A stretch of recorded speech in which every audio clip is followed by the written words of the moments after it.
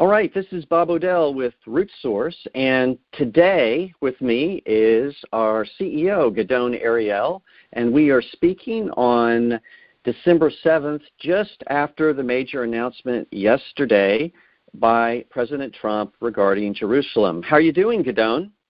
Hi, Bob. It's a pleasure to talk to you. I don't nearly talk to you enough. Well, we don't always have conversations, I guess.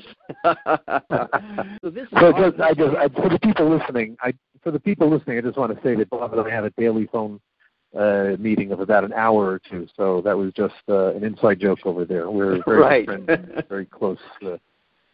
And you and I have not spoken since the event happened yesterday. So I want to hear your impressions, Gidon. What do you think? There was a lot of build-up to this.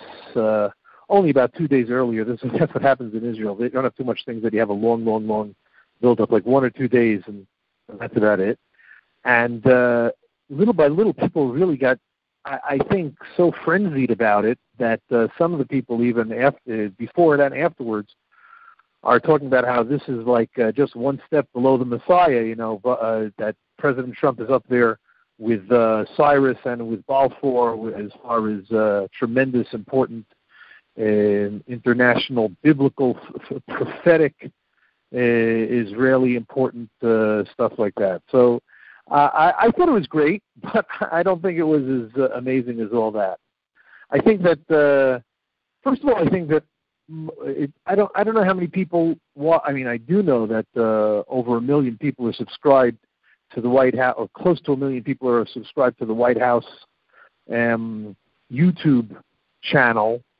Obviously, not everybody watches every single recording or every single press conference that President Trump does, but I would say that a few hundreds of thousands of people do, but that still is far from the tens of millions of Americans that there are who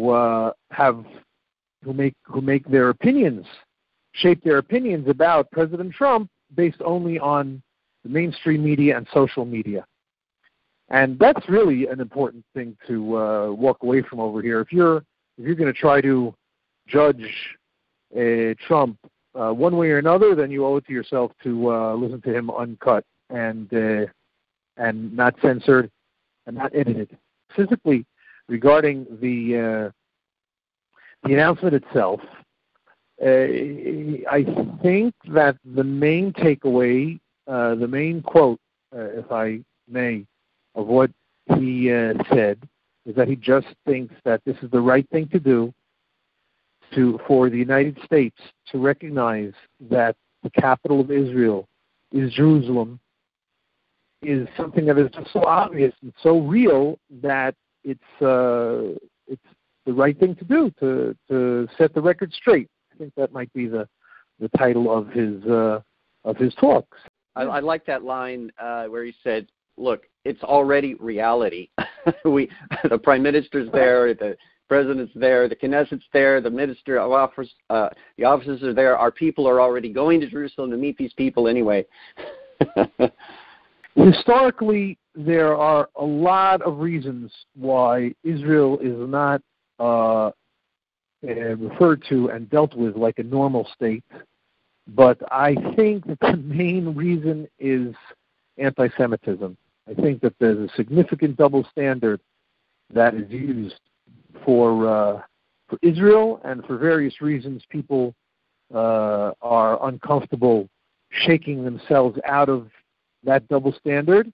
And President Trump, in his imitable, not uncomfortable way, has shaken us out of that double standard now and said there are over 100 countries in the world, and where America has embassies, and they are all in the self-proclaimed capital of that nation, and there's no reason why Israel, our best friend, should be dealt with differently. And that's that.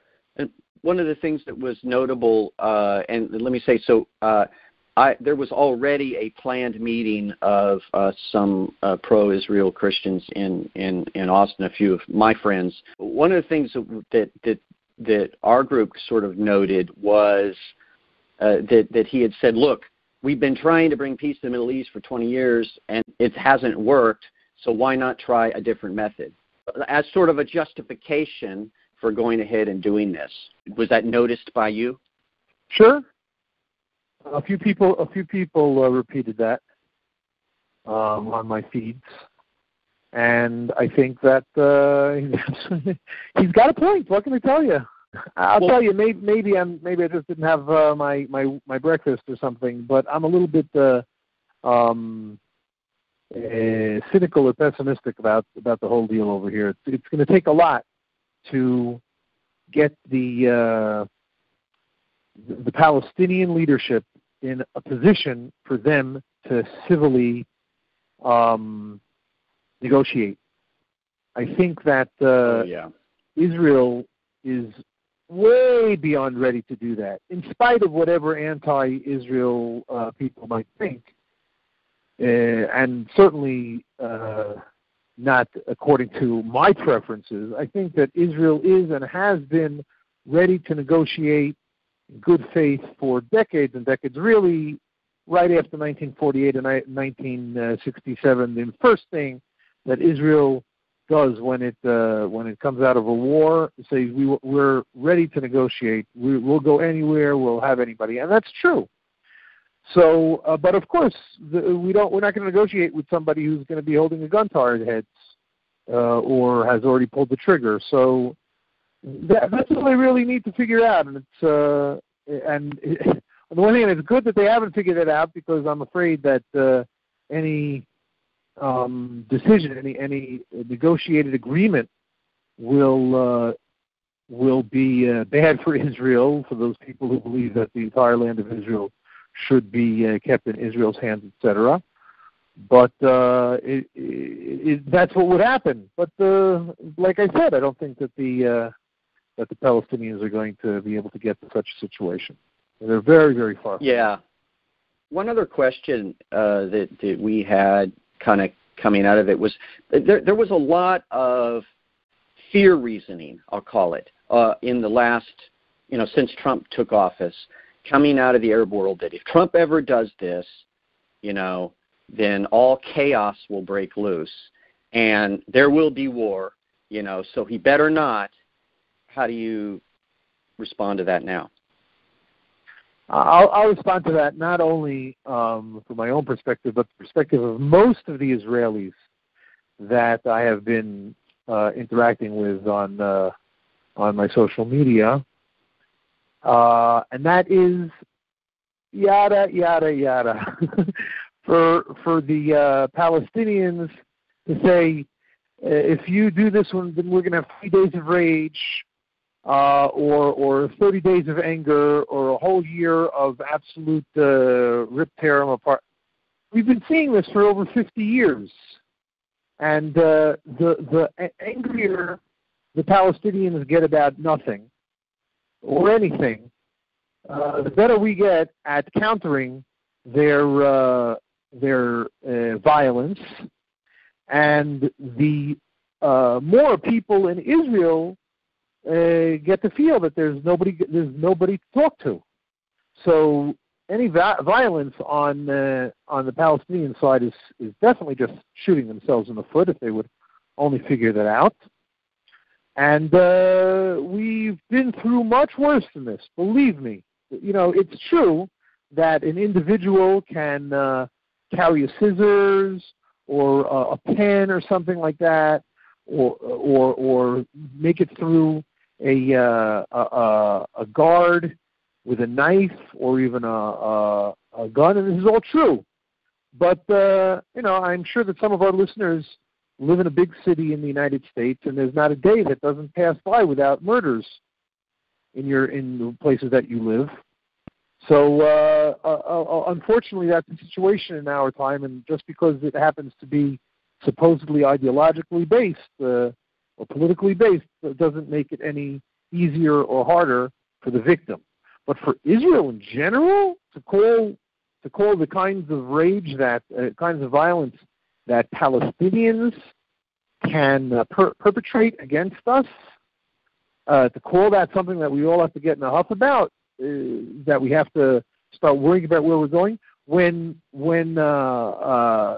countries or pseudo countries shoot rockets at our country that can land in a building and destroy an entire building, that's already starting to be a little bit more serious. Or when a country has a nuclear bomb, that's really serious.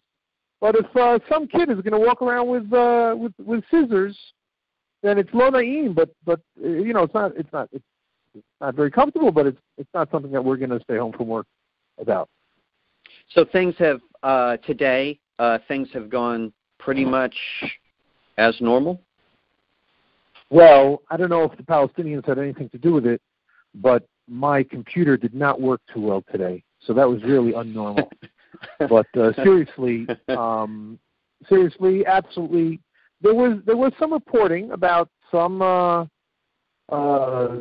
demonstrations that Palestinians had in a few flare spots, but these were demonstrations. They were violent demonstrations in their own population centers. Did not affect Israelis in the slightest, not except of course for the security personnel of the IDF who had to deal with them. And like I'd like to point out over here also, it's not like the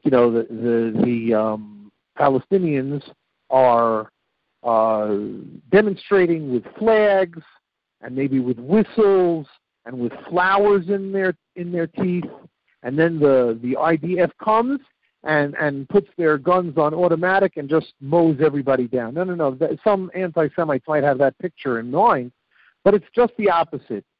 The rules of engagement, the orders of the Israeli army, and I know this because I've been a soldier myself, are to use as little force as possible to contain the demonstration. But the Palestinians throw rocks, and if anybody's if somebody's not had a rock thrown at them, we're not talking about a 2-year-old tossing a pebble or a handful of pebbles underhand, an undertoss or whatever that's called. We're talking about blocks, blocking as we call them in Hebrew, bricks about 10 times the size of a regular sized brick that people would throw from a second floor on the Israeli forces. So if you're being attacked, then you have to defend yourself. So they first use non-lethal weapons, and if they don't work, they use like rubber bullets or smoke grenades or all sorts of stuff like this. And but we're not talking about Martin Luther King over here. We're not talking about people who are walking into a demonstration with their hands tied behind their back. We're talking about people who have come there to kill. Don't think, I'm sorry that I'm using these words, but that is what Palestinian demonstrations are. They are an opportunity for people to try to murder. And you have to take that in stride, and you have to do it the best way that you can, so that it won't come out looking too bad on TV, but it won't end up with our soldiers dying. Yeah, I think this is really good to hear that perspective from you, because all too often we hear the word demonstration and we think about we think about those words in the context that we know them. So I've gotten a few questions about what would be the impact of this on America. Whatever. I just give you my opinion. I think Trump's blessed Israel by doing this. I think there's different levels of blessing, and this was a pretty good one. To just declaring Jerusalem as the capital, it's good. I think that God will see that, will recognize that. I think there will be some blessing on the United States. What I'm really hoping for the most, and I've not heard this mentioned, maybe you have, but is that other nations will now follow suit, saying, well, America did it, so, we can too. and that would be my hope, that there would be a wave of recognition of Jerusalem as the capital from other nations all around the world. I think that if we could start that kind of wave, I think that would be a tremendous. But and I'll let you respond. But let me just add one more thing, just for clarity. I'm a details person, and I try to give credit where credit's due, even when it's from unlikely sources. Vladimir Putin declared West Jerusalem the capital of Israel, I think back in February of this year. Mm-hmm. So in a way, he could claim that he kind of started the ball rolling. But whatever. I'm just hoping that there will be a worldwide wave. I don't know what you have in mind when you say wave, Bob, but I can already tell you that your hope has already been granted. At least according to what I've seen. I haven't double-checked it, but the Czech Republic has already announced that it is following suit and oh, that's right. Yes, and they followed after declaring Russia, that yes. Jerusalem is the capital. And I don't remember if it was final or a very strong rumor that the Philippines would be next as well. Wow. And that's very exciting for me, guys. I have a lot of friends in the Philippines. We have I think that Israel has a very short memory. If you do anything good, we'll remember that. But if you do things bad, we'll remember the good stuff. So well, that's great. It doesn't take much to make friends of us. I might be projecting myself onto Israel, but hey, I'm out of questions. Any last thoughts from you? I have a feeling again that what happened yesterday, I didn't get any clear feeling that what the declaration that President Trump made is going to have any significant impact on anything besides the declaratory fashion. I don't see the embassy moving to Jerusalem so fast. Everybody's saying it's going to take a few years. I heard people asking, why does it have to take a few years? The ambassador himself can establish an office anywhere, even though it'll just be him and his secretary, he can call that the embassy, and the embassy in Tel Aviv will just be the satellite branch of the embassy. There's a consulate in Jerusalem, and they could rename it if they wanted to. Exactly. So these were the questions that I heard today. I didn't hear any answers. Let's say, that's why it can't happen. So I don't know. And then what I did hear from Trump's saying that we're now going to immediately tell people, I'm immediately going to tell my staff to start looking for architects and contractors to start building or something like that.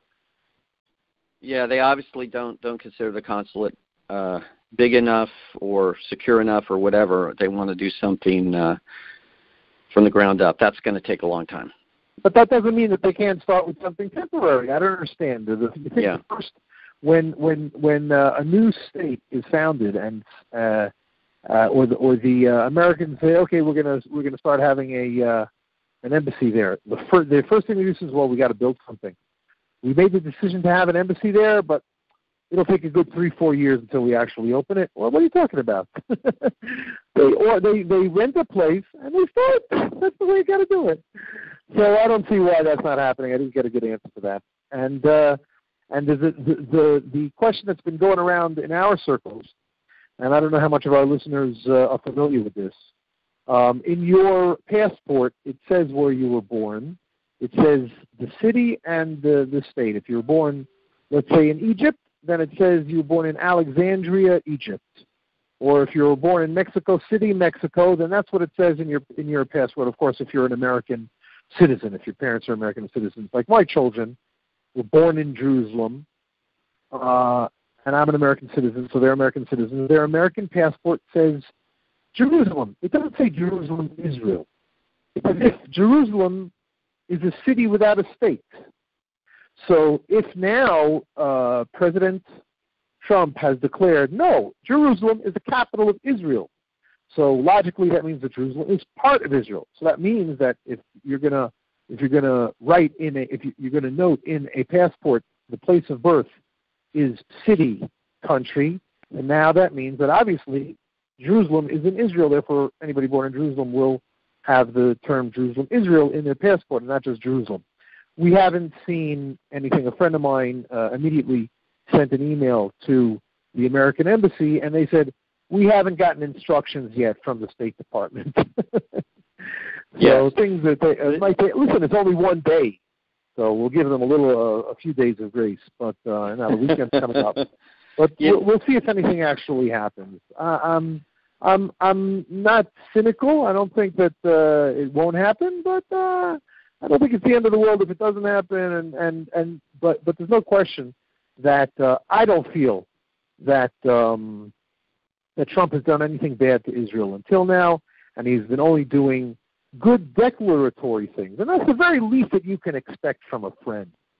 You know, a lot of times you'll see people saying, "Oh, I'm a Zionist, and that's why I have to really shove it to Israel." And you know, somebody says, "Oh, I'm pro-Israel, I'm a Zionist," and you look at their feed on their Twitter account or their Facebook account, and it's just full of criticisms of Israel. Now, what kind of a friend is that all you do is criticize? That's not a friend. That's a critic. That's a critic. So Mr. Trump has not been criticizing us. I haven't heard a word of criticism out of his mouth in the past year. Certainly not before that, when he was honored by so many Israeli and Jewish organizations. And that's a breath of fresh air. What can I tell you? You know, that's a really good point. Words do matter.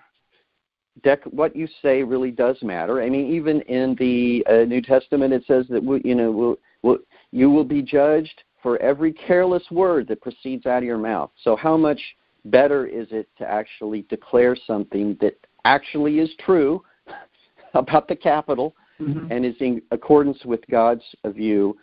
So, may Trump continue to speak well of Israel. Amen.